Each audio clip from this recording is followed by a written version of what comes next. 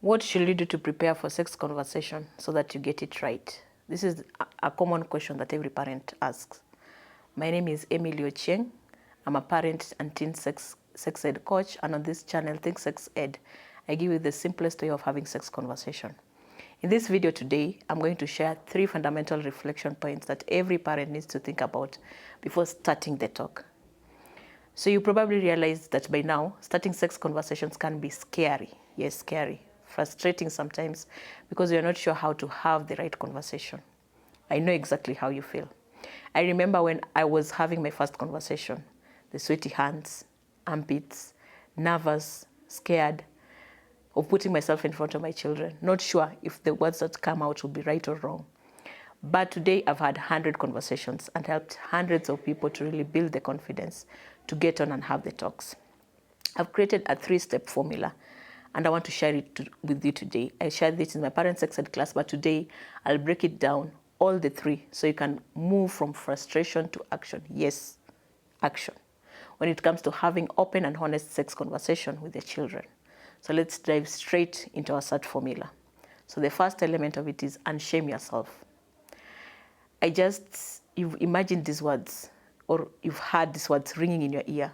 I just shouldn't talk about that stuff. I shouldn't talk about that stuff. Or sometimes you remember the weird or the gross feeling you feel, whether it's as kids or even now, even as adults, when someone says those words, penis, clitoris, vulva. You really feel that it's so shameful and weird. And we use words such as shame. Sometimes we say we feel embarrassed or it's awkward. Those are some of the common words that we use to describe those feelings. But the fundamental thing is that's shame. And that shame is ours as parents, not our children. And there's the need to challenge the harmful notion for ourselves and for our kids. If your own relationship to sexuality includes shame, that shame is already being learned by your child. That shame learning happened when you witnessed discomfort around the topic or through conversation with your friends and even the media messaging. Sometimes that shame was unhealed trauma that you experienced. That could be your source of shame. Or the internalized value deeply rooted in your society. So you feel anything that is off, it seems shameful for you. You probably remember as a parent, your first time you learned about sex. Or maybe you didn't learn about it. Maybe you are raised with a series of the strange metaphors mixed with scientific facts, leaving you to do more guesswork. If you talk to a boy, you've already hit puberty, and the conversation is, if you talk to a boy, you get pregnant. You may realize it, but the first thing that you're first taught about sex shaped a lot of your view today. The home you grew up in, whether your parents ever talked about it or not, the kind of messages that they sent about it, the same is true for your kids. They're picking it up.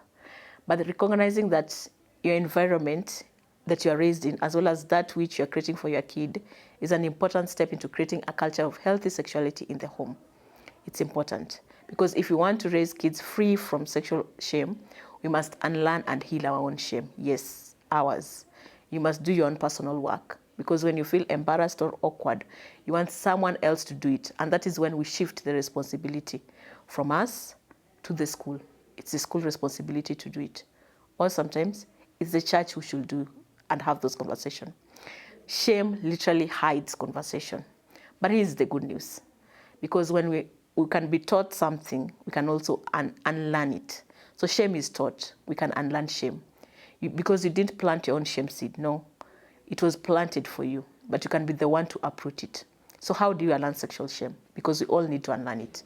It takes work to unlearn shame. It requires us to take a fresh, sometimes uncomfortable look at the past. You may have to rethink how the journey was for you and picture how you want it for your child. How you show judgment on issues around sexuality. What are your key values around those areas? It takes time, yes, but give yourself permission to move intentionally. Intentionally, here is the word. You have to be clear that you're doing the journey of unlearning the shame. Also recognize the shame voice that keeps ringing in your ear every time you think about speaking. Who is that voice for? Is it that one for your auntie or your mom, or is it your own voice? And ask yourself what messages you picked around it. Because if you're not aware about the shame voice, you can't quieten it, and you need to make it quiet. So self-awareness here is key. And the other way of interacting shame effects is to counterbalance it with messaging. So for example, you might have been taught that saying penis and vagina is wrong. But by reading resources that are dedicated to teaching about sexuality, it rewires your messaging, and it gives yourself the permission to change how you think about the topic. So if you read more, you'll find out that saying penis and vagina is actually not wrong. It's a powerful tool, and it's a safety tool. So also remind yourself that you don't deserve the shame. Tell yourself as often as you need, that shame you're feeling, that embarrassment, that awkwardness, you don't deserve it. And also look at it from the point of view that if I'm awkward, it's awkward for my child. If I don't have this conversation, it will be for my child. The other important element before starting those conversations is clarifying your own values about sex. No matter your beliefs, ideology, worldview, whether you call yourself a conservative, a liberal, or any aspect how you view yourself, sexual values is important. We all need to take time to understand our personal values as we start to talk to our kids about sex and sexuality itself. Because sexual values are the standards of sexual behavior, feelings, and thoughts a person views as either good or bad. They're the behind, the why to those rules, the do's and the don'ts that they live by. Those are the sexual values. So as a parent, you need to ask yourself, what do you want your child to know and believe about sexuality? What are the most important messages you believe they need to receive about healthy sexuality, especially in all areas of sexuality, and areas ranging as dating, relationship, sexual intercourse itself, teen pregnancy, even STI, condoms, contraceptives. Just have our values around those areas before having those conversations.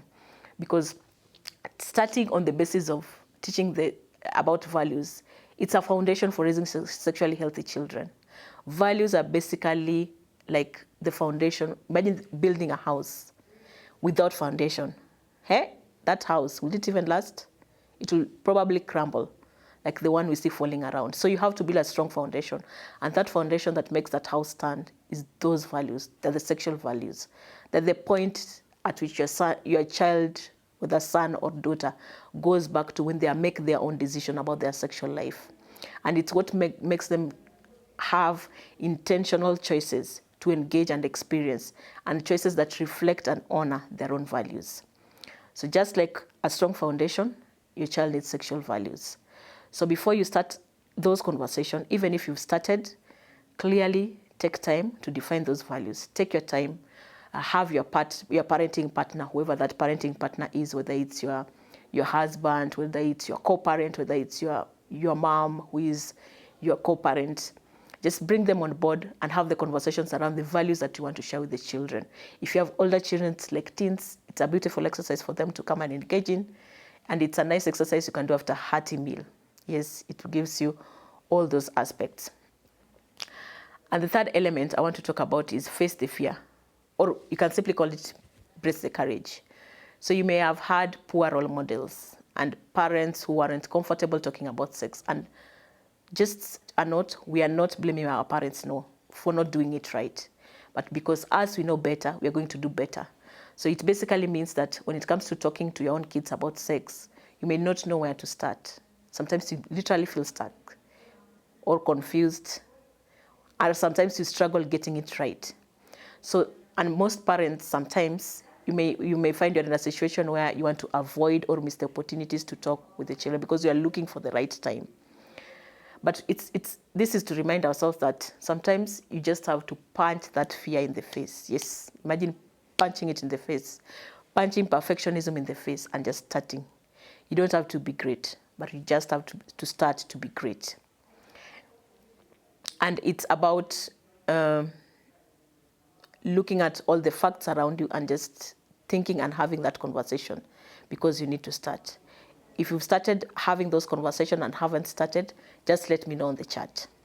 Children aren't also looking for us to be encyclopedias. They just want us to know where we are safe, reliable, whether they can come to us to have any of those conversations. They don't need an encyclopedia. No, they don't.